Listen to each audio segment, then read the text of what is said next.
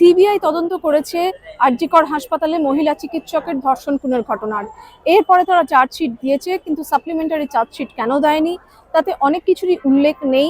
যেমন সিএফএসএল অর্থাৎ central forensic ল্যাবরেটরির যে রিপোর্ট, তাতে বলা হয়েছে অভয়ের দেহ যেখানে পাওয়া গিয়েছে সেখানে কিন্তু তার সঙ্গে ধস্তাধস্তি হওয়ার মতো কোনো তথ্য প্রমাণ মেলেনি। অর্থাৎ সেখানে আদৌ তাকে খুন করা হয়েছে না অন্যত্র খুন করে সেখানে এনে ফেলা হয়েছিল, সেসব নিয়ে একটা সংশয়ের জায়গা তৈরি হয়েছে সিএফএসএল এর রিপোর্টে। এরপরেও কি করে শুধুমাত্র সঞ্জয় রায়কে গ্রেপ্তার করে তাকে যাবজ্জীবন সাজা ঘোষণা করা হলো, সেই নিয়ে প্রশ্ন রয়েছে সাধারণ মানুষের মনে। কিন্তু পেছনেই যে দেখতে পাওয়া যাচ্ছে শিয়ালদা কোর্ট, সেখানেই এদিন সঞ্জয় রায়ের যাবজ্জীবন কারাদণ্ডের ঘোষণা করলেন আদালতের বিচারপতি অনির্বাণ দাস। আরজিকর হাসপাতালে মহিলা চিকিৎসকের ধর্ষণ খুনের ঘটনায় একমাত্র সঞ্জয় রায় নামক সিভিক ভলেন্টিয়ারকে দোষী সাব্যস্ত করে তার বিরুদ্ধে শিয়ালদহ আদালত যে রায় দিল তাকে যাবজ্জীবন কারাদণ্ডের, তাতে একেবারেই হতাশ বিভিন্ন মহল। তাদের বক্তব্য, একা সঞ্জয় রায়ের পক্ষে এই কাজ কখনোই করা সম্ভব নয়। কেন অন্য অপরাধীকে খুঁজে বের করবার চেষ্টা করা হলো না? শিয়ালদহ আদালতের 210 নম্বর ঘরে বিচারপতি অনির্বাণ দাস এই রায় দিয়েছেন, অর্থাৎ সঞ্জয় রায়কে যাবজ্জীবন কারাদণ্ডের রায় দিয়েছেন তিনি। আমরা জাস্টিস পেলাম না। কেন পেলাম না? আমরা বারবারই বলছিলাম যে একা সঞ্জয় রায় নয়, সঞ্জয় রায় ছাড়া আর কারা খুনি রয়েছে সেটা জানা দরকার মানুষের। তাই ন্যায় বিচার পাওয়ার জন্য আমাদের লড়াই কিন্তু আজকে থেকে আবার নতুন করে শুরু করতে হবে। ওই আরজিকরের বুকে ডিউটিরত ডাক্তারকে একজন সিভিক ভলেন্টিয়ারের পক্ষে ওই রকম ভাবে পরিকল্পিতভাবে খুন করা প্রায় অসম্ভব।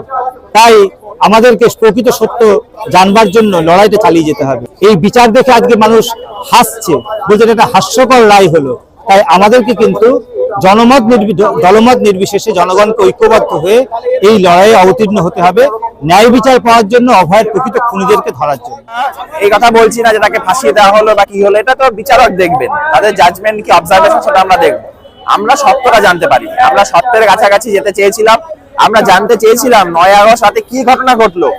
সঞ্জয় রায় 20 মিনিটের মধ্যে এই কাজ করতে পারলো, তাহলে সেখানে তার পাশে আর কারো সাহায্য ছাড়া সে একাই করলো। আপনার মোটিভ কি ছিল? সামনে আসেনি যে প্রাথমিক চার্জশিটে সিবিআই বলেছে যে তথ্য প্রমাণ লোপাট হয়েছে, সন্দীপ ঘোষ যারা করেছে তাদের নাম সাপ্লিমেন্টারি চার্জশিটে এলো না, তারা জামিন পেয়ে গেল এবং তার আগেই এই জাজমেন্ট চলে এলো। ফলে স্বাভাবিকভাবে এখানে অর্ধ সত্য এসছে, সত্যটা আসেনি যে কেন সিএফএসএল রিপোর্টে মাল্টিপল ডিএনএ তারা কারা, উত্তর আসেনি। সিবিআই কেন 68 জন সিসিটিভি ফুটেজে দেখা গেছে একজন সঞ্জয় রায় ছাড়া বাকিদের আইডেন্টিফাই করতে পারলো না? কোথায় তাদের বাধা ছিল? উত্তরগুলো আমরা পেলাম না। ফলে স্বাভাবিকভাবেই একটা চেইন অফ ইভেন্টের একটা পুঁথির মালার একটা পুঁথিকে শুধুমাত্র আমরা দেখতে পেলাম, বাকি এই পুরো সত্যটা সামনে এলো না। ফলে এটা কোনো ন্যায় বিচার হতে পারে? বাংলা পক্ষ প্রথম দিন থেকে, যেদিন ঘটনাটা ব্রেক হয়েছে 12 তারিখ থেকে আন্দোলনে থেকেছে। যেদিন সঞ্জয় রায় এই বিহার থেকে আসা বহিরাগত ক্রিমিনাল ক্রিমিকিট, যে বাঙালি নারীকে, আমাদের ডাক্তার বোন তিলোত্তমাকে ধর্ষণ এবং খুন করেছে নৃশংসভাবে, তাকে যখন প্রথম কোর্টে প্রডিউস করা হয়েছিল, সে বৃষ্টির দিন, কেউ ছিল না, আমরা ছিলাম। গত পরশু যখন রায়দানের ছিল, দোষী সাব্যস্ত হলো, তখনও আমরা ছিলাম এখানে, আমরা আশান্বিত হয়েছিলাম।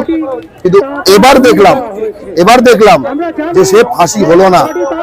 একটা কথা আমরা বলতে চাই, সংশোধনাগার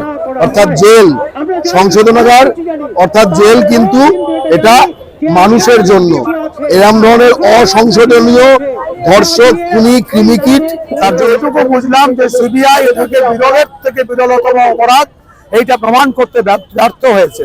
তার সঙ্গে আগে থেকেই সিবিআই সাপ্লিমেন্টারি চার্জশিট দিতে ব্যর্থ হয়েছিল। তারা বৃহত্তর যে ষড়যন্ত্রের কথা বারবার এসেছে, প্রত্যক্ষ পরোক্ষভাবে যারা জড়িত, তথ্য প্রমাণ যারা লোপাট করেছে, তাদেরকে তদন্তের আওতায় এনে বিচার প্রক্রিয়ায় আনতে পারেনি, সেই প্রশ্ন আগে উঠেছিল। এমনকি আমরা যারা বিশ্বাস করি না সঞ্জয় রায় একাদশী, কেউ এটা বিশ্বাস করে না, এবং আমাদের এই সন্দেহটাকে মান্যতা দেয় central forensic science laboratory report. তারা অনেকে এখানে যুক্ত থাকতে বলে সন্দেহ প্রকাশ করেছে। তারা ঘটনাটা কোথায় ঘটেছে সেটা নিয়ে সন্দেহ প্রকাশ করা হয়েছে। আমরা রাস্তায় আছি, আইনি লড়াইয়ে আছি, যতদিন না পর্যন্ত আরো গভীরে বিস্তারিত তদন্তের মাধ্যমে যারা জড়িত সবাইকে আমরা এই তদন্তের আওতায় এনে বিচার সম্পন্ন করতে পারি। সেই প্রতিবাদ করানোর জন্য কলকাতা পুলিশ এবং সিবিআই তাদের থেকে প্রতিকৃতিতে আমরা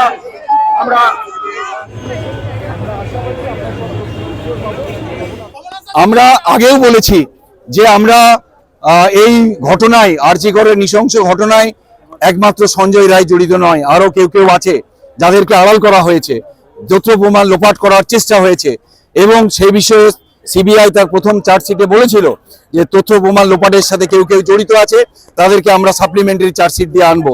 কিন্তু আজকে আমরা যে রায়দান দেখলাম তাতে আমরা দুটো ঘটনা দেখলাম। সঞ্জয় রায়কে দোষী সাব্যস্ত করার পর তার যে শাস্তি দেওয়া হয়েছে সেই শাস্তি নিশ্চয়ই তার প্রাপ্য ছিল, কিন্তু আমরা মনে করি এটা বিচারের শেষ অংশ নয়, আমাদের আরেকটা ধাপ লড়তে হবে। আর এটি আজকে প্রাথমিক ধাপ বলে আমাদের মনে হয়, আমাদের লড়াই করতে হবে যাতে ন্যায় বিচার পায়।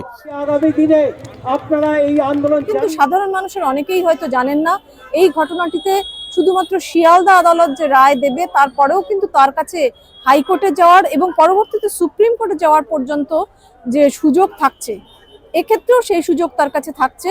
কিন্তু মানুষের মধ্যে যে ক্ষোভ বিক্ষোভ, তারা বলছেন যে এভাবে যারা একজন মহিলা চিকিৎসককে, যে চিকিৎসককে আমরা ভগবান বলে মনে করি, তার প্রতি এরকম ভাবে অত্যাচার করে তোকে হত্যা করলো, সেটা একেবারেই মেনে নেওয়া যায় না। মৃত্যুদণ্ড দিলেই ভালো হতো।